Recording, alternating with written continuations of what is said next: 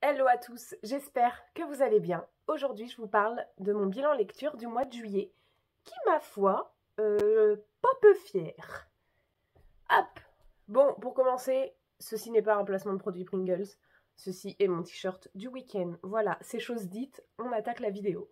Dans ce mois de juillet, j'ai pu pas mal lire parce que je suis partie en vacances une semaine. C'est mon avant-dernière vidéo. Il y en a qui auront suivi mes péripéties de vacances entièrement sous la pluie. Mais bon, c'est pas grave, ça m'a quand même permis de lire un petit peu, donc j'ai pu pas mal lire. Au total, 1, 2, 7, 8, 9 livres, dont 5 mangas. J'avoue, je triche un peu, mais ça va. Je les prends dans l'ordre de la pile, comme d'hab. C'est pas un ordre de préférence, c'est pas un ordre de lecture. C'est un ordre de pile aléatoire. Voilà.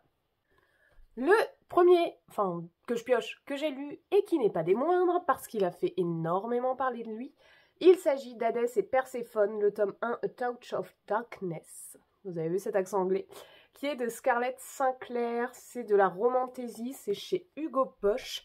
Et, il n'y a plus l'étiquette, mais moi je l'avais trouvé d'occasion chez Easy Cash à 5 €. Vous savez que j'ai un avis mitigé sur la romantaisie. Dans le sens où je suis fan de Force Wing parce qu'il y a un travail du monde fantasy derrière qui est quand même génialissime, mais il y a quand même beaucoup de scènes de fesses. Et pour autant, je suis extrêmement en colère après ces livres parce qu'il y a des scènes de porno. Et c'est écrit nulle part, voilà, qui est écrit public averti en rikiki, et là c'est même pas le cas, qui est deux petites bonnes femmes en rose, ça n'indique rien. Voilà, pour la personne qui ne connaît pas, pour la maman qui veut acheter un livre à son enfant, ça ne veut rien dire. Voilà, pour quelqu'un qui s'y connaît pas en livre, qui sait pas que ces petites bonnes femmes, ça veut dire qu'il y a plus de scènes de huc qu'autre chose, ça veut rien dire. Et ça me dépasse par rapport à ces livres-là. Vous savez que j'ai fait une vidéo, les livres que je n'aime pas, et dedans je parlais notamment d'un recueil de poésie où c'était ça, et où c'était pas du tout écrit. Et moi je me disais, mais les maisons d'édition, faites juste un autocollant avec écrit attention adulte, attention scène obscène, attention moins 18, et puis on l'enlève l'autocollant, et puis voilà, une fois qu'on le veut dans la bibliothèque. Bref, je m'égare sur ce sujet, mais voilà pourquoi je suis un peu sur la romantaisie. Il s'avère que j'ai acheté celui-là parce qu'il faisait quand même beaucoup parler de lui, que j'étais très curieuse de la réécriture du mythe d'Hadès et Perséphone, et que je l'ai trouvé d'occasion, donc je me suis dit, impeccable, comme ça je ne me ruine pas, je ne contribue pas à elle et la maison d'édition si jamais c'est pas soutenable, selon moi. Donc je me suis dit, c'est un bon départ, un bon démarrage. J'avais fait la même chose pour Guild, que j'avais trouvé d'occasion, pareil, à 3 balles je crois, et je m'étais dit, c'est un bon entre-deux, je soutiens personne, je me fais mon avis, et je me ruine pas. Côté réécriture du mythe, j'ai trouvé ça super cool. J'ai trouvé ça super intéressant de suivre Perséphone, qui du coup est une journaliste de nos temps là, qui est en école de journalisme et qui va devoir enquêter sur pas mal de choses. Et sans faire exprès, elle va jouer à un jeu de poker avec Hadès, sans le savoir. Et elle va s'engager dans un pari avec lui où après elle va être en emprise sous son pari, elle va devoir répondre à son offre pour pouvoir se libérer de lui. Et pas inintéressant. Pas inintéressant parce que le caractère des personnages est creusé, la relation avec la mère de Perséphone est pas mal du tout. Trouvez ça très chouette. À partir du milieu, on est clairement sur de la fesse, voilà. Énormément de scènes de fesses, très décrites, donc pas pour les mineurs, voilà. Et il y a plein de tomes, mais finalement la fin du 1 peut se satisfaire à elle-même. Et sincèrement, à moins que j'ai une envie folle d'acheter la suite, je pense pas acheter la suite parce que je pense que ça va tourner en rond, quoi. Genre, ça va être on se sépare, on se remet, on se sépare, on se remet, on se sépare, on se remet. Enfin, je pense que ça risque d'être des trucs comme ça. Donc, bien apprécier ma lecture. Franchement, je vais pas trop cracher dessus parce que je l'ai lu en l'espace de une journée, je crois. Une journée ou 2 jours, et j'ai beaucoup aimé la réécriture. Enfin, l'autrice est très très bonne sur ce côté-là. C'est le côté où je pense que ça va tourner en rond au niveau de la fesse, que j'en ai peur pour la suite. Si certains ont lu la suite, n'hésitez pas à me le dire en commentaire, mais moi c'est ce qui m'inquiète. Et comme la fin, je trouve, se suffit à elle-même, bah c'était une bonne lecture et je pense que je vais m'en arrêter là, en tout cas pour le moment. J'ai beaucoup déblatéré, 5 minutes sur un livre.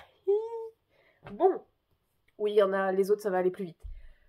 Celui-ci, c'est le dernier que je viens de lire, c'est Le libraire de Régis de Sa Morera, c'est chez Le Livre de Poche, c'est sorti en 2006, donc c'est pas récent. Et lui, je l'ai trouvé chez Gibert, occasion éco-lecture, à 1 euro.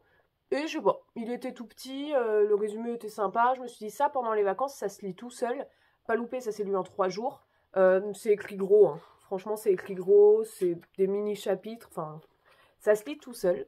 Mais c'est très farfelu. Dans ce livre, on suit un libraire qui s'appelle Le Libraire. Il n'a pas de nom, c'est Le Libraire et sa librairie, c'est La Librairie. Voilà, on suit la librairie et le libraire, en gros. Et tout du long, on suit ce libraire un peu farfelu, à travers ses pensées, à travers ses livres, toujours dans sa librairie, jamais en dehors, mais surtout à travers les différents clients qui vont passer. Les différents clients vont passer et ça va creuser un petit peu dans l'histoire du libraire, dans qui il est, mais surtout dans sa manière de penser. Et c'est farfelu. Franchement, c'est bizarre, mais ça se lit tout seul. C'est pas vraiment une histoire, c'est un descriptif de qui est ce libraire, qu'est-ce qu'il pense des choses, et enfin, je sais pas. En vrai, c'est sympa, mais c'est farfelu. C'est, je pense, un peu philosophique et peut-être que j'ai pas tout compris là-dessus. Il y a pas mal de petites références, notamment à un moment, je pense que c'est la faucheuse qui est passée dans la librairie, quelque chose comme ça. Je spoil rien parce que vraiment, toutes les 2 pages, c'est un nouveau client qui passe et du coup, on suit les pensées du libraire. Mais je pense qu'il y a plein de petites rêves comme ça et c'est assez poétique, j'imagine. Mais c'est sympa. Voilà, je sais pas trop quoi dire de plus sur ce livre, mais c'est rigolo, c'est sympa, ça se lit tout seul. Ensuite, Coup de cœur. Cette saga de manga qui n'est pas récente, c'est... Alors déjà, je vais vous montrer les couvertures.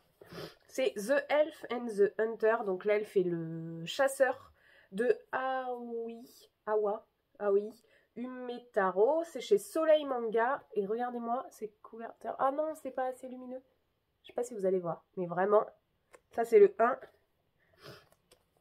Hop, ça c'est le 2. Il n'y en a que 5, hein, je vous les montre. J'adore celle-là. C'est le 3. Ça, c'est le 4. Et ça, c'est le 5. Et un coup de cœur. Une saga toute doudou, comme les gens disent, qui est calme, il y a une histoire qui est sympa derrière, mais en vrai, c'est juste agréable à lire. Et ici, on suit donc, c'est impossible à tenir en éventail, on suit la petite elfe qui s'appelle Magritte et le chasseur dont j'ai bouffé le nom. Va savoir pourquoi. Comment il s'appelle le chasseur? Yura, voilà. Qui est un humain, Yura, et Magritte, la petite elfe. Et en fait, Magritte, son métier, c'est de concocter des potions et des artefacts et de les vendre à la ville des humains pour qu'ils puissent chasser les mauvaises choses. Les dragons, les machins, les bidules. Et Yura... c'est le petit chasseur, enfin le grand chasseur par rapport à elle. Et lui, son objectif, c'est d'aider Magritte. En fait, si elle a besoin d'une griffe de dragon jaune pour sa potion, et ben lui, il va aller choper une griffe de dragon jaune pour sa potion. Et c'est super sympa, c'est très mignon, c'est très humoristique, ils se taclent et en même temps ils s'adorent, enfin j'aime beaucoup. Enfin non, ils se taclent pas, vraiment juste ils s'adorent et ils osent pas se le dire. Et ça apparaît très tôt dans le 1, je vais rien vous spoiler, mais en gros l'histoire... c'est que Yura était un petit garçon mourant, on ne sait pas pourquoi au début, et Magritte l'a sauvé quand il était petit, et lui, pour la remercier, enfin, il est tombé complètement red dingue d'elle, et il lui a dit, en tant que petit garçon, j'aimerais venir avec toi. Et Magritte lui avait répondu, bah, tu peux pas, t'es un petit garçon, tu vas me servir à rien. Et Yura s'était donné pour défi de devenir l'un des plus grands chasseurs possibles pour retourner auprès de Magritte après. Ça dure l'espace de 3 pages, ça, hein. Et donc, il arrive plus grand, il retrouve Magritte et il dit, voilà, je suis devenu plus grand chasseur, est-ce que je peux rester à tes côtés? Et Magritte dit oui. Voilà. L'histoire de base, c'est juste ça.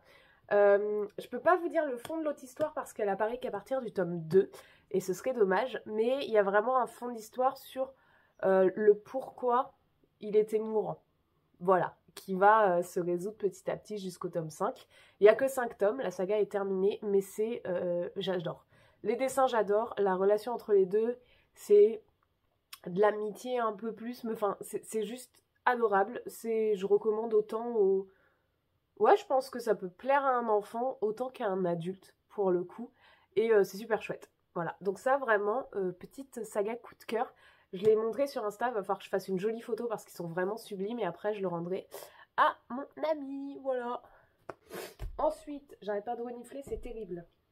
Le pollen me déglingue. J'ai lu, ça, moyen. Sauver les animaux et nous sauver nous-mêmes de Hélène Touille et Renan Larue. Édition Le Bord de l'eau, je l'ai trouvé dans la section écologie, il était à 2,90 €, donc je me suis dit, oh rigolo sur les animaux, je suis curieuse de savoir ce qu'ils vont en parler.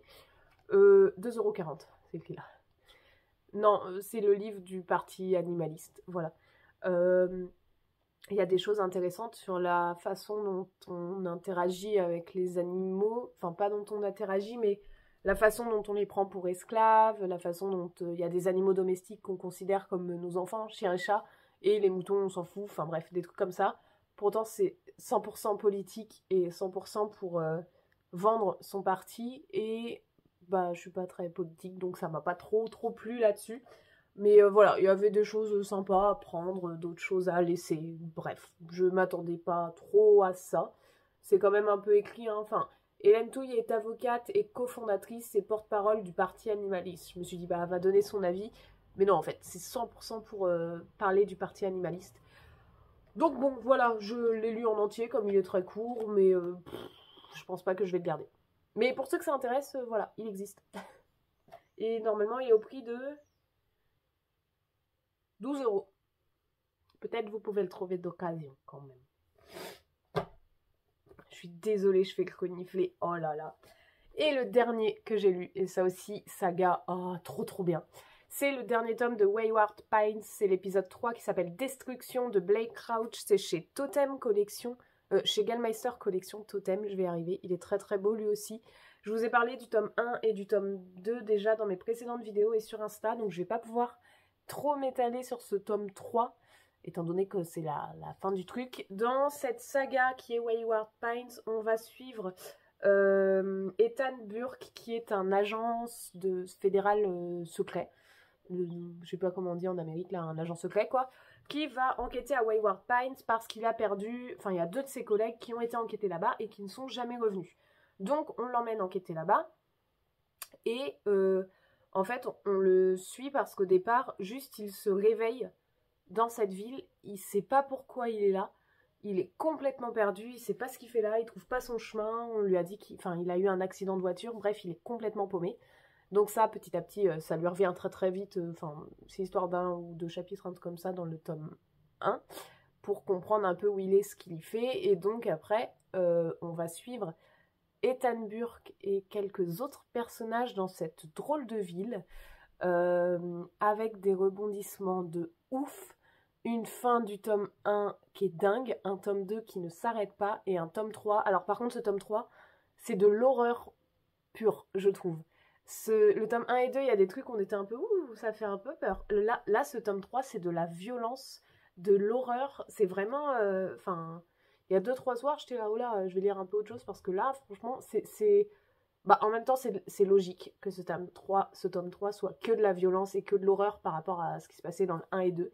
Mais, il est un peu hard à lire, mais super intéressant. Et vraiment, la fin, par contre, de cette saga, la dernière phrase, je suis là, il est où le tome 4? Voilà, il n'y a pas de tome 4.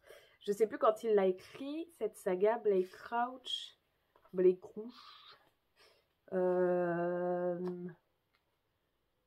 2014.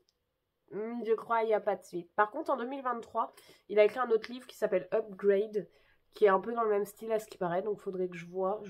C'est pas la suite, hein, mais c'est juste un autre livre de cet auteur, et finalement, j'aime beaucoup sa manière d'écrire, donc peut-être que je vais me le prendre. Il est aussi sorti chez Gallmeister Collection Totem, et vraiment, c'est une dinguerie. C'est une dystopie, je pense qu'on peut classer là-dedans. Dystopie, horreur, faut aimer un peu ça, parce que c'est un peu... ça fout les pétoches et c'est un peu bizarroïde. Mais très intéressant et très chouette. Voilà. Bon, voilà, j'ai lu quand même 9 bouquins, ce qui est pas mal.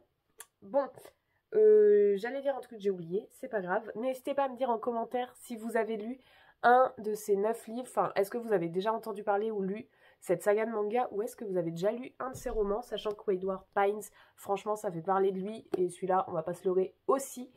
N'hésitez pas à mettre un j'aime, à vous abonner pour soutenir mon travail. Moi, je vous souhaite bonne nuit, bon appétit, joyeux Noël et à très bientôt pour une prochaine vidéo. Ciao!